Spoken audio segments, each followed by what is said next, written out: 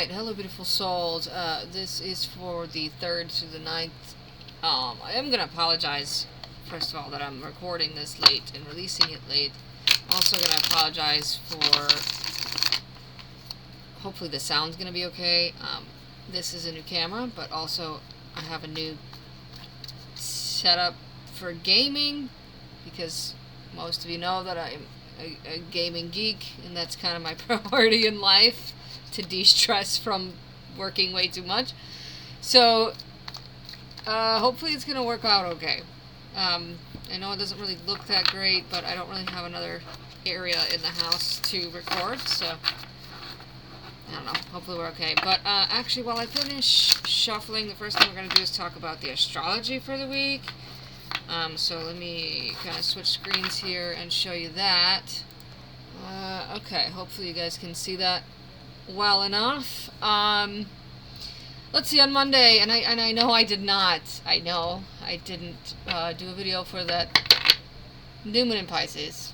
I apologize. I said I was going to try, but time got away from me, and that's okay. So Monday for the week, we are now officially in Venus retrograde. She's the only one left that's retrograde at this point. So that energy is in the background, and in Aries she can get a little hot-headed and impulsive more than normal, but in Aries she tends to blame herself, or the other extreme of it, she blames others because she can't take accountability for herself. Yeah, there's a shadow side to Venus in Aries retrograde, but there's also a positive side to that. It's we kind of learn our journey of independence. So keep that in mind, as we go through this Venus retrograde. But anyway, what's going on Monday? Anything major? Let's see. Nothing exact that I want to talk about, but we have this building energy. Well, that Venus Jupiter sextile is still there, so there's that opportunity, especially because it's an Aries Gemini sextile, so there's an opportunity to kind of get some information regarding relationships and money that have the potential to teach us something. So we can deal with that on Monday, and it can be something simple and small because it is just a sextile. But we do have that applying trine with the Sun and Mars that's getting stronger. Let's see, Tuesday, so just pay attention on Monday. So let me wrap it up because I'm going to be babbling as usual. But Monday, pay attention to, like, let's say if something comes up where it's easier for you to manage your finances somehow, or it's easier to communicate with a partner, and something comes up where you, and this doesn't have to be a romantic partner, it could be a business partner, it could be a work partner, right, familial partner, but it's a way for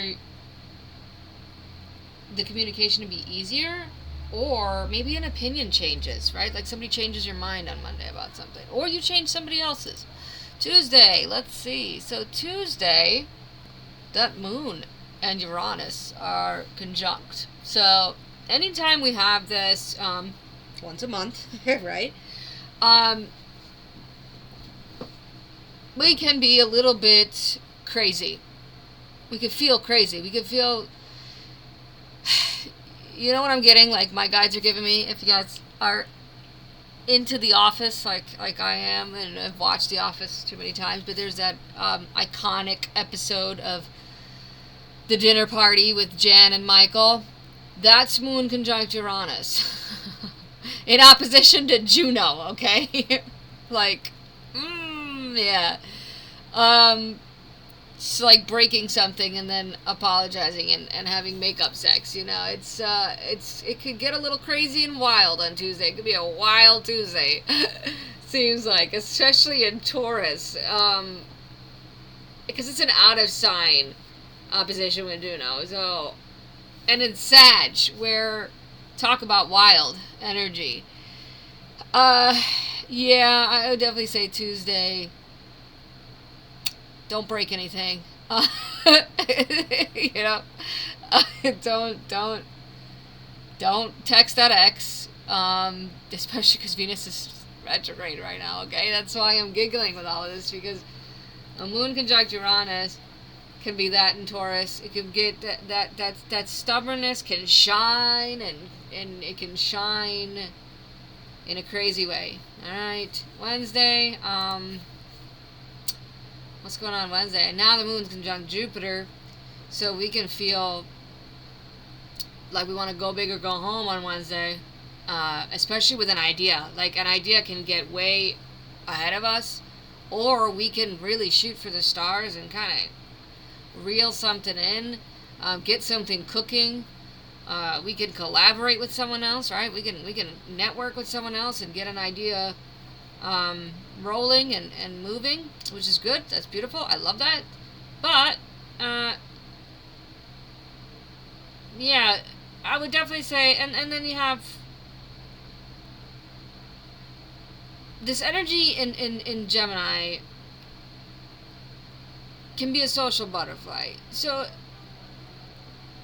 it's good and it's bad, right? Because it can be like too many people, too many cooks in the kitchen with this idea. I don't know why I'm really stuck on somebody having an idea, but I feel like that might happen on Wednesday. It could be like the spark of an idea. But it could just be something simple like you learn something new. Alright? It could be that we, and especially if we're learning something new, it might be about our habits, our comfort, what we find comfort in. It could be about our roots, our family roots. It could be about our home. Or it could be something deep within the psyche. Like, it could be some really big philosophical thought that spirals, you know? But we also have this grand trine that's happening there. Between Virgo, South Node. And, yeah, grand trine. It's not a grand trine.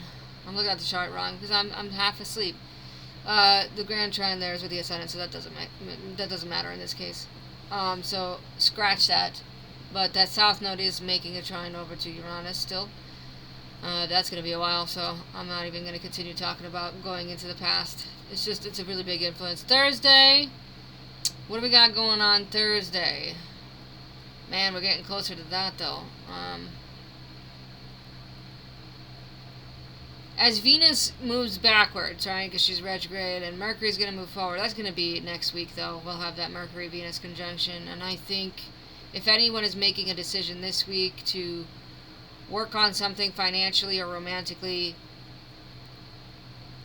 the truth will come out next week, or the true colors of the situation will be revealed. Still getting closer to that trine between Mars and the Sun. Remember, Mars is moving really slow because he just came out of his shadow. Friday,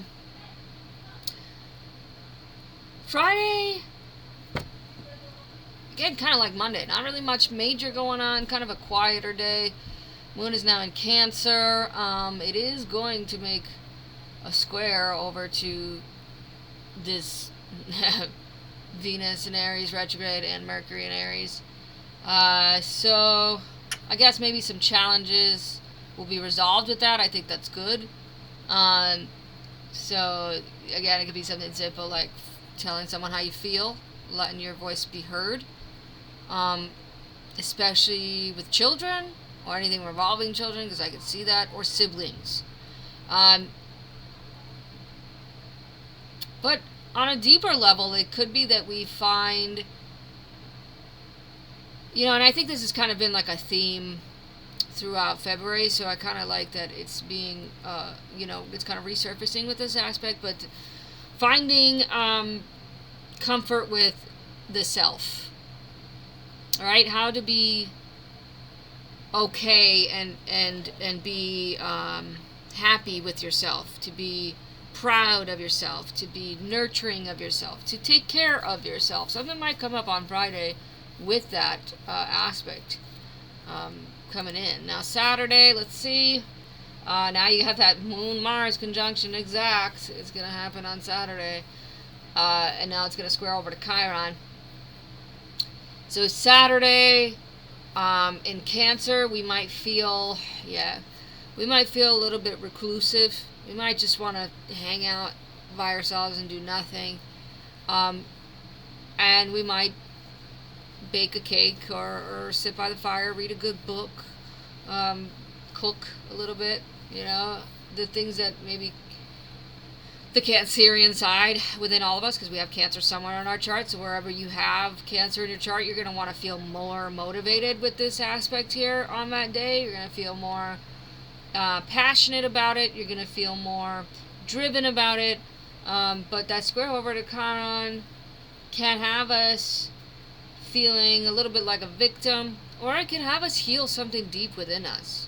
And I'm getting more of that. I feel like some kind of resolution comes to the surface on Saturday about how you heal that inner child, first of all, which is kind of the theme over the second half of the week, is about children or our inner child or our siblings. That just keeps coming up. But healing the wounded part of our heart space, but maybe even on a deep, if we want to keep going deeper into the astrology, maybe what we heal is our sex drive, or what we heal is our self-motivation, or our anger issues, or even are we a pushover? Are we a people pleaser? Do we take care of others but not take care of ourselves? Do we put ourselves second? We could heal stuff like that. So last day, Sunday, the moon is now in Leo, so it's in opposition to Pluto.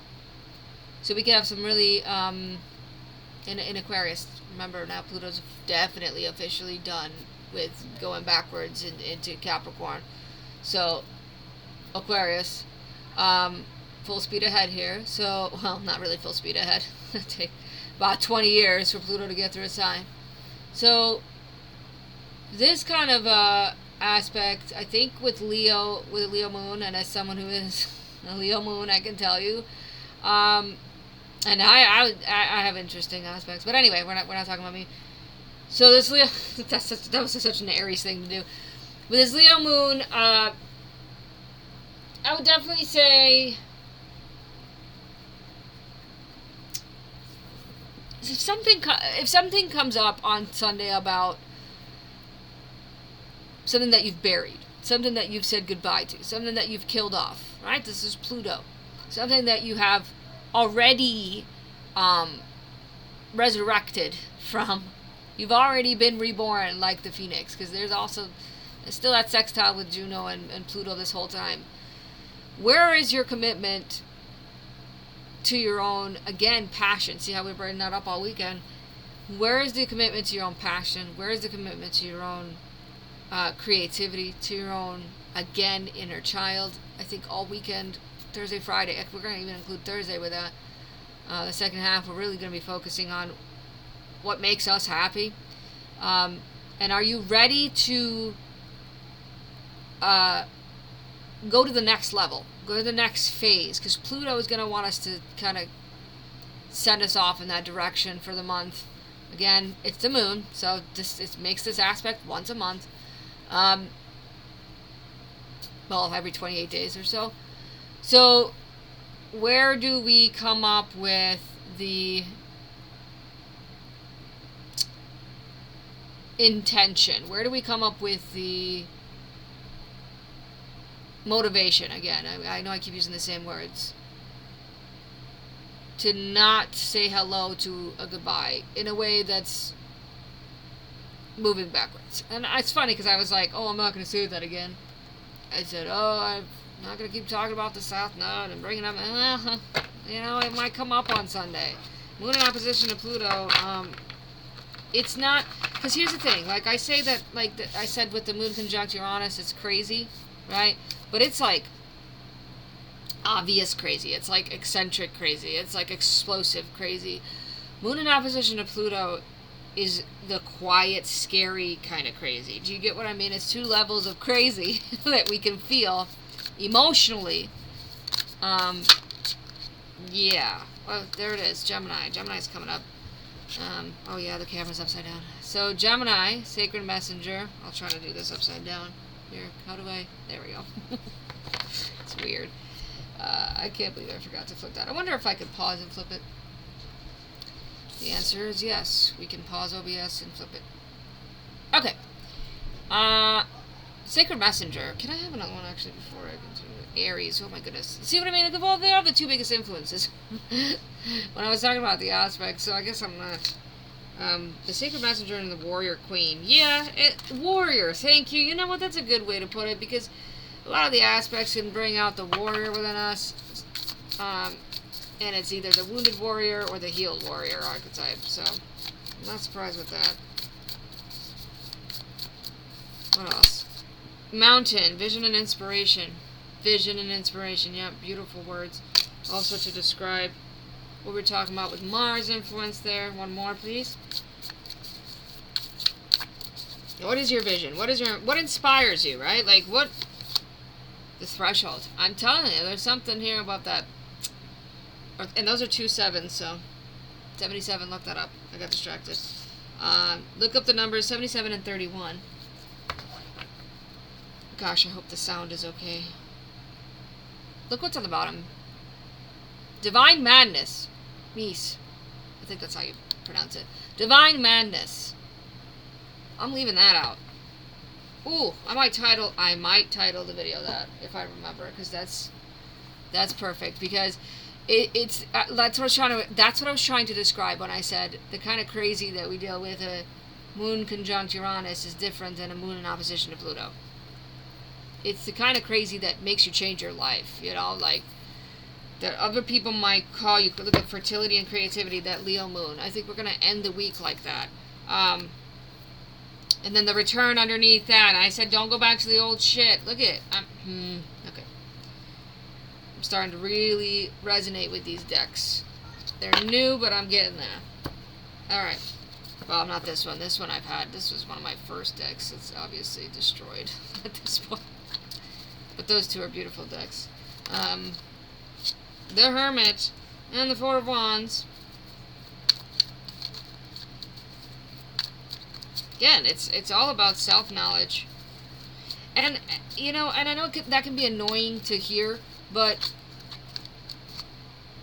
we really do learn something new about ourselves every single day. We really do. Or we're reminded of something, or our attention is brought to something for some kind of reason. 2 of Cups in reverse, okay. But relationships are going to take a toll all the time. I mean, we could do a relationship reading every single week. Maybe I will, because, yeah, I know I'm getting out of myself. I can't make those kind of promises. I can't believe I missed the new moon in Pisces. Because there's something here about, like, opening up and moving forward. Yeah, that Chariot. Opening up and moving forward and just getting to the root of things. But the most important relationship, I think, that's coming to the light is the relationship of self. The relationship of self. And how to understand our own divine madness. I love that this card came up. Right? And that's the threshold. That's the doorway that we're walking through. That's the fence that we've been on. Like, the divine madness of the self can be so disappointing, or it can be inspiring. Right?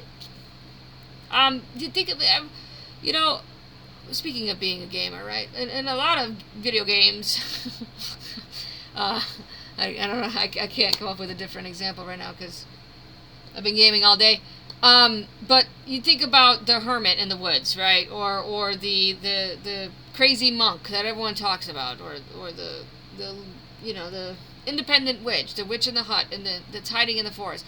But every time you meet them or whatever, they end up being extremely helpful, very nice, and they have all this knowledge to share. Or let's use a modern example, right? Like some people who go off-grid, they live off-grid, and everyone calls them fucking crazy, because how can you survive out there by yourself? And I wish I could do that, I'm sure a lot of you also agree with me. Like, live off the land and just be connected with this beautiful planet that we take for granted. I mean, for thousands and thousands of years, we've been paying taxes and working our asses off, but we're on a spinning rock in space, surrounded by all this beautiful life. and death, you know, and yet we can't appreciate it because we're stuck in this weird society. So my point is, let me circle back so that I'm not having the squirrel moment here. My point is, being a hermit, right? Which is actually, it's funny because I'm gonna have a side moment here. I'm planning on getting the original hermit card from the Rider-Waite Tarot, getting tattooed on me, because I think the Hermit is one of the most important cards in the tarot. I really do. We're not really crazy when we try to, because we might feel like we're falling into divine madness, but we're just getting closer to divine godliness, or maybe that's not a, what is a good word? Divine purity is what my guides just gave me. So we're not really falling into divine madness, we're falling into divine purity. Getting closer to ourselves is getting closer to God, because God is within us, right? Source is within us. So if we want to understand that, I really think that the fact that we have the energy of being on the threshold twice, because for me the Two of Wands is that, it's being on the fence about something. And look at the little birdie, right? The communication that we keep getting the message about. High Priestess, it's likely going to come from divinity. It's likely going to come from within. Everybody hates that, you know, and I think it's funny, like all these popular YouTube videos of just giving specific answers through a tarot reading is utter bullshit. That's not what tarot is made for. That's not what astrology is made for. It's made for guidance. It's made for, you know, even when I was doing readings professionally, we have to get those answers from within. I say it all the time. I've been saying it for 5 years of reading both astrology and tarot. You have to find the answer. I have to find the answer within ourselves, because we are our own leaders. We are our own councilmen. We are our own best information, right? Like we get any other information that we need from anything without asking ourselves first, because we know ourselves best, right? You go to a doctor and the doctor's going to tell you, well, you know yourself best. What's wrong, right? Someone asks you how you feel about them, or how do you feel about the situation. They're going to ask you, how do you feel about it? What do you think about it? Because what we think and what we feel, especially about ourselves, has to come first. I guess I'm going to stop rambling now. All right? I hope that helped. Thanks for being here. Thanks for being patient. Have a great week, and I'll see you in the next one.